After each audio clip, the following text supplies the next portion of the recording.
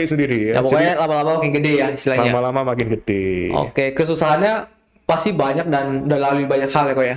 Sudah melalui banyak hal, betul ya. Jadi yang namanya bisnis itu ya naik turun. Apalagi zaman sekarang ya. Kalau kadang itu ya orang tidak pernah mengalami zaman susah. Ya. Ya, orang tidak pernah mengalami zaman susah. Itu ketika mengalami zaman susah dia nggak siap. Iya betul.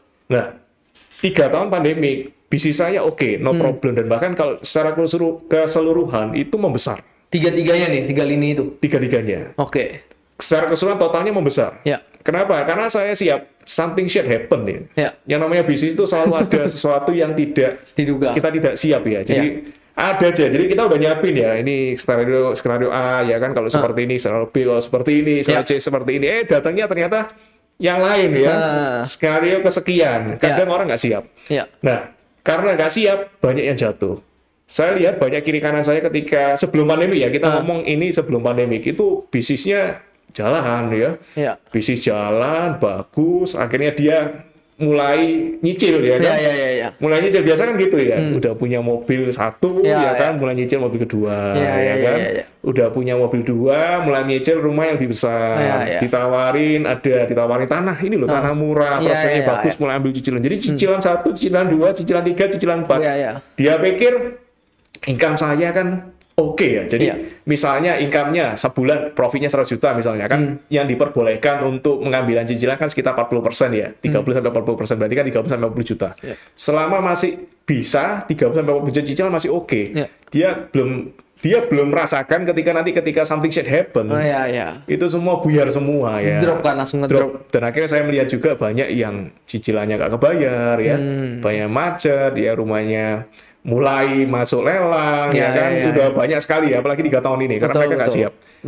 Tapi kalau kita, karena kita dari awal dulunya susah, maka dari itu ketika kita lagi naik ya kan, kita nyiapin kondisi ketika nanti misalnya krisis ekonomi apa yang kita lakukan, apa yang kita harus persiapkan. Cicilan cuma boleh ada 1, jangan boleh lebih. Kalau misalnya lebih, yang 1 harus lunas dulu. Nah, jadi kita mengajarkan diri kita itu supaya serakah. Ya kadang tuh orang tuh serakah loh, makanya dia nggak siap kan dengan keadaan. Betul, mobilku misalnya Pajero, wah temanku mobilnya Mercy ya. Oh cicilannya dihitung-hitung cukup, aku ngambil aja Mercy.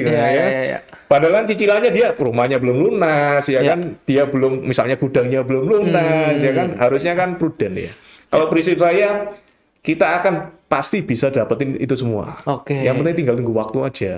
Harus sabar sih. Sabar satu-satu ya. Ketika rumah udah lunas, baru cicilan yang lain, ngambil yang lain. Jangan semuanya diambil gitu. Betul. Itu yang bikin kita jatuh.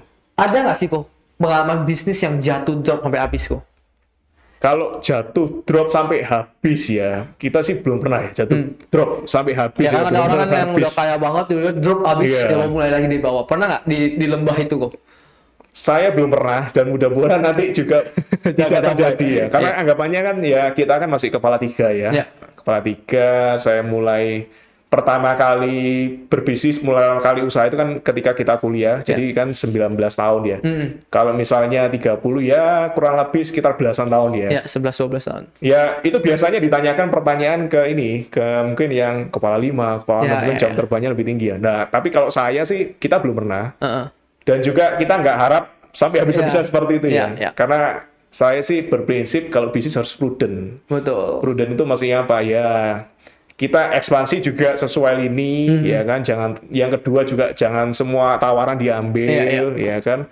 Ketika kalau kita kerjasama itu dengan yang memang the best ya, yang kita tahu the best di bidang itu, bukan sama-sama nggak ngerti, sama-sama bikin bisnis yang di luar ini scale kompetensi kita gitu loh. Apalagi juga ngambil utang baru dan lain sebagainya, jangan. Itu kan hal-hal seperti itu kan yang membuat kita prudent ya. Cicilan cuma boleh 1 juga. Itu kan hal seperti itu yang bikin kita prudent. Itu artinya ketika ada goncangan, itu kita yang kuat gitu. Mati terakhir, istilahnya seperti itu ya. Jadi saya pernah baca itu biografi pengusaha yang benar-benar sukses ya. Dia bilang gini ya, kalau misalnya sesuatu yang paling buruk terjadi di bisnis saya, perusahaan saya harus menjadi pihak yang mati paling terakhir. Itu artinya apa? Dia mementingkan prinsip prudent, dan saya belajar dari itu.